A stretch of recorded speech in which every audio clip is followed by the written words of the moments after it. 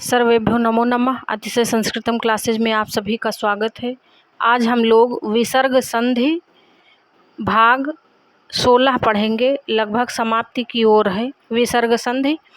तो चलिए देखते हैं। पहला सूत्र है अतोरोर अप्लुताद प्लुते।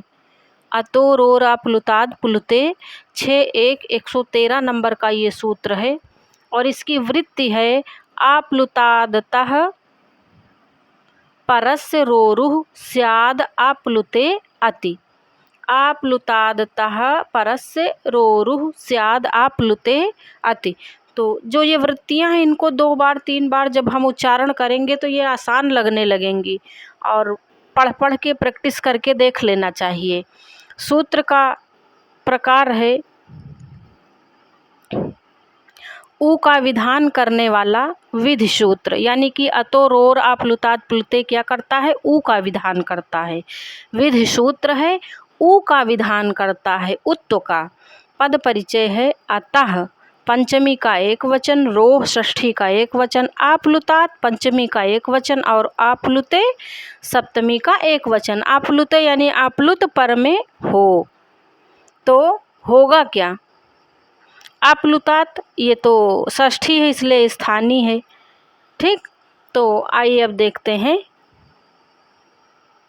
कुल इस सूत्र में 4 पद हैं। अतोरोर आप्लुताद प्लुते में कितने पद हैं, 4 पद हैं।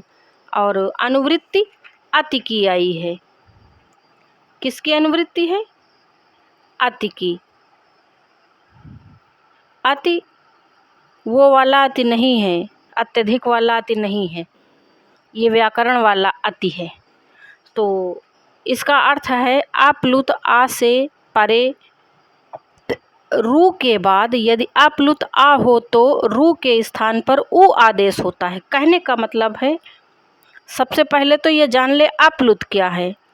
जैसे स्वर का विभाग किया गया है ह्रस्व दीर्घ प्लुत, तो आप्लुत माने जो प्लुत ना हो, यानी कि ह्रस्व हो या दीर्घ हो, प्लुत ना हो, इसीलिए उसको अप्लुत कहा गया। ऐसी कंडीशन हो, आ हो फिर रू हो फिर आ हो, तो इस रू को उ आदेश हो जाएगा। यही तो सूत्र में कह रहा है आप्लुत आ से परे रू के बाद यदि आप्लुत आ हो, यानी आगे भी आ हो पीछे भी आ हो, अप्लुत वाला बीच में रू हो, तो उस रू को उ आदेश हो जाता है अतोरोर आप्लुताद प्लुते से। तो अब उदाहरण देखें तब स्पष्ट हो। अच्छा, थोड़ा सा और देख लेते हैं। नोट, ये जो नोट लिखा है अतः, अतः उसमें सूत्र में अतो आया है ना, तो वो है अतः। अतः से तात्पर्य ह्रस्व आ से है। जैसे पूछ लिया जाए कि ये जो सूत्र है ये अतोरोर आप्लुताद प्लुते में अतः क्या है, तो अतः आ है। क्या है, आ। ये देखिए ये आ ना, अतः ह्रस्व आ। और आप्लुताद प्लुत ना हो, अर्थात ह्रस्व हो या दीर्घ हो, ऐसा आ जो ह्रस्व हो या दीर्घ हो उसके बीच में रू आया हो तो उसको उ आदेश होगा। तो इस कंडीशन पर हम चलते हैं। शिव रू धन अर्चा। अब कहोगे ये रू कहाँ से आ गया, रू ये ससजुसोरूह का रू है भाई। ससजुसोरूह रू करता है ना, सकार को रू करता है ना। शिवस धन अर्चा जो मुख्य है, शिवस धन अर्चा है, फिर शिवस के सकार को रू कर देता है ससजुसोरूह, तो ये वो वाला रू है। तो इस रू को अतोरोर आप्लुताद प्लुते उ कर देता है। उ कब करता है, जब उसके रू के पहले भी आ हो और रू के पश्चात भी आ हो। तो देखिए शिव में वा में आकार है और अर्चह में भी आकार है, इसलिए रू को उ हो गया ना। यहाँ देखिए वा में भी आ है, अर्चह में आ है, बीच में रू है, कंडीशन बन रही है, इसलिए अतोरोर आप्लुताद आप्लुते ने उ का आदेश कर दिया। अब दूसरी कंडीशन क्या बनती है, शिव का आ उ और अर्चा ये हो गया। लेकिन आ और ऊ मिलके ओ बन गया ना, तो आद गुणा लग गया। आद गुणा से शिवो अर्चा रूप बन गया। क्या बन गया? शिवो अर्चा। और इसके बाद एंगह पदांतादति आ जाता है और उससे ये आ अवग्रह में बदल जाता और रूप बनता है शिवो अर्चा। तो दो रूप बने हैं, शिवो अर्चा और दूसरा शिवो अर्चा ना, जिसमें आ का साइन बना है अवग्रह वाला वो, और दूसरा ये अलग अलग वाला आद गुणा से अलग अलग बना है और शिवो अर्चा एंगह पदांतादत से। तो इसी प्रकार बाकी के उदाहरण भी हम समझेंगे, जैसे सस धन अपि सो अपि, रामस धन अस्ति रामो अस्ति। तो इसी प्रकार ये भी बनेंगे। तो आपने देखा अतोरोर आप्लुताद आप्लुते, यानी कि पहले भी आ हो बाद में भी आ हो बीच में रू हो तो उसको ऊ आदेश करेगा, अतोरोर आप्लुताद आप्लुते। ठीक, अतो से तात्पर्य हृस्व आ से है। आप चलते हैं पेज नंबर 2 पर। हसिचा, अगला सूत्र है हसिचा, बड़ा छोटा सा सूत्र है और अतोरोर आप्लुताद आप्लुते से मिलता जुलता है बिल्कुल, क्योंकि उसकी अनुवृत्ति इसमें ली गई है। तो हसि सप्तमी का एक वचन और चा एक अव्यय है, यानी कि चा माने ये भी उस सूत्र की तरह ही कार्य करेगा। थोड़ी सी कंडीशन है, किस सूत्र की तरह? अतोरोर आप्लुताद आप्लुते की तरह कार्य करेगा। और कंडीशन क्या है? केवल हसी, यानी कि पर में हस प्रत्याहार का वर्ण हो, सप्तमी अर्थात पर में। तो यह भी ऊ का विधान करने वाला विधि सूत्र, अतोरोर आप्लुताद प्लुते भी ऊ का विधान करता है और हसिचा भी ऊ का विधान करता है। थोड़ी सी कंडीशन केवल चेंज है। और इसकी अनुवृत्ति है अतोरोर आप्लुताद, ये अनुवृत्ति है। कहाँ से ली गई है? अतोरोर आप्लुताद आप्लुते से ली गई है। इसका हम लोग अर्थ देखते हैं सूत्र का। आप्लुत आ के बाद यदि रू हो तो देखिए इतनी कंडीशन तो अतोरोर आप्लुताद आप्लुते से ही मिल रही है। पश्चात हस प्रत्याहार का वर्ण हो, यानी कि ये कंडीशन हो आ रू हस, तो रू के स्थान पर ऊ आदेश हो जाएगा। और अतोरोर आप्लुताद आप्लुते में आ रू आ ऐसा हो तब रू को ऊ आदेश था, लेकिन यहाँ पर आ रू हस है तब रू को ऊ आदेश हो जाएगा। तो देखा जाए उदाहरण इसका, शिवस धन वंद्या, तो इस सस जुसोरू से इस सकार को रू आदेश। अब इस रू को, अब ये शिव ऊ वंद्या हुआ, हसिचा से ऊ रू को ऊ हो गया। क्यों? क्योंकि ये जो वा है ना, ये हस प्रत्याहार का वर्ण है, इसलिए रू को ऊ हो गया।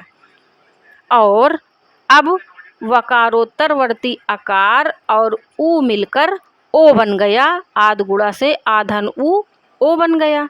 तो शिवो धन वंद्या ऐसा रूप निष्पन्न हुआ। ऐसे ही बनेगा देवस धन वंद्या देवो वंद्या, बालस धन गच्छति बालो गच्छति, हरस धन याति हरो याति। इसी प्रकार बनेगा, किंतु ये दो रूप बड़े विशेष हैं कि उसी झोंके में इन पे भी वही नियम लगा दो। प्रातर धन अत्र प्रातरत्र, प्रातर धन गच्छ प्रातर गच्छ, ऐसा रूप बनेगा। इसको रट लीजिए। तो यहाँ पर ऊ क्यों नहीं आदेश हुआ?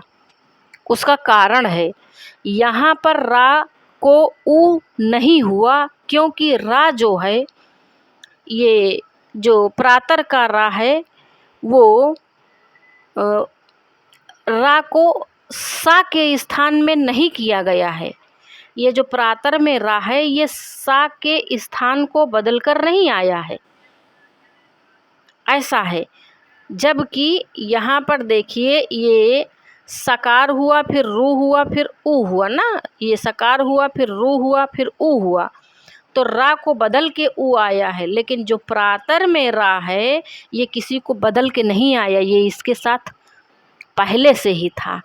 इसलिए यहाँ पर ये हसिचा नियम नहीं लगेगा, ना तो अतोरोर आप्लुताद प्लुते लगेगा, ये वैसे का वैसा ही बना रहेगा।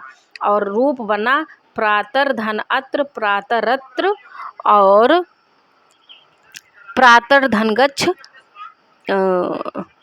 प्रातर गच्छ। अब यहाँ पे रा यही है और यहाँ पर यहाँ देखिए त्रा के रूप में रा लगा और यहाँ पर ऊपर रा उड़ गया।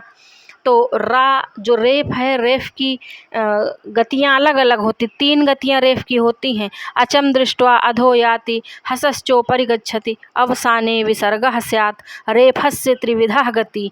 रेफ की 3 गतियाँ होती हैं। जब भी ये अच के साथ रहता है तो अधो याति, और हस के साथ रहेगा तो ऊपरि गच्छति, और अवसाने विसर्गः स्यात् रेफस्य त्रिविधा गति। तो इसलिए यहाँ पर त्रा बन गया और ये मतलब रात्रा के साथ है इसलिए सिंपल ही है, और यहाँ पर गा के ऊपर रा उड़ा दिया गया। अब अगला सूत्र हम देखते हैं।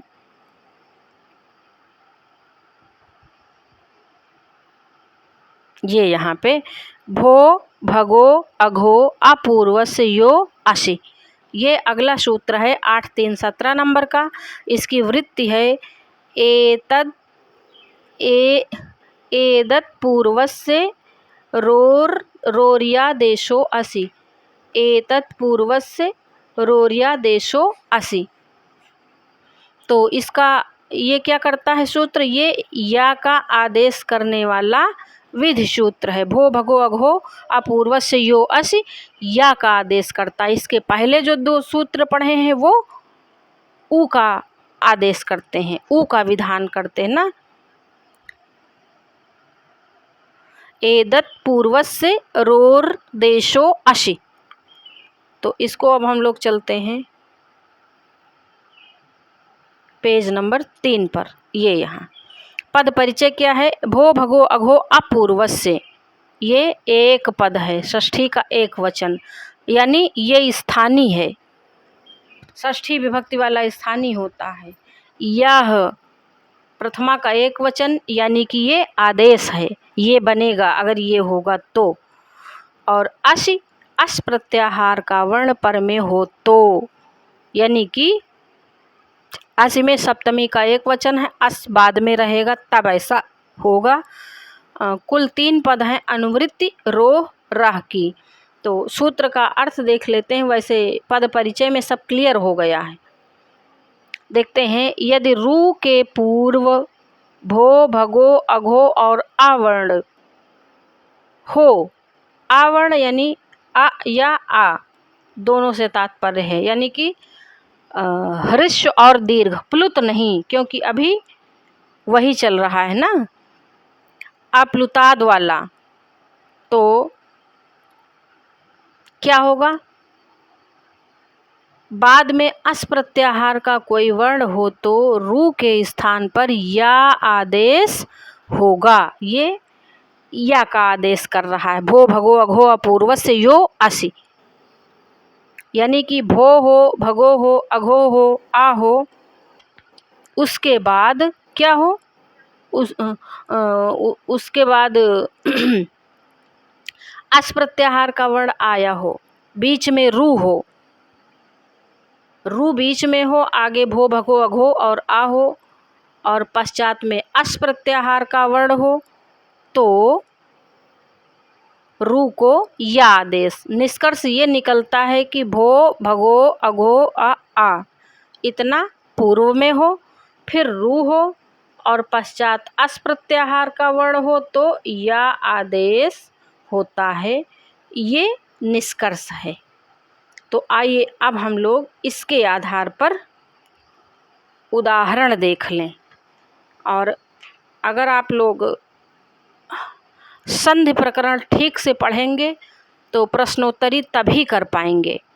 उदाहरण है देवस धन इह, देवा रू, ईसा को रू हो गया सस जुचो रूह से, देवास का जो सा है उसको रू हुआ ससजुसो रूह से, फिर देवा और रू को या आदेश हो गया भो भगो अघो अपूर्व से यो अस से, और रूप बना देवायिह।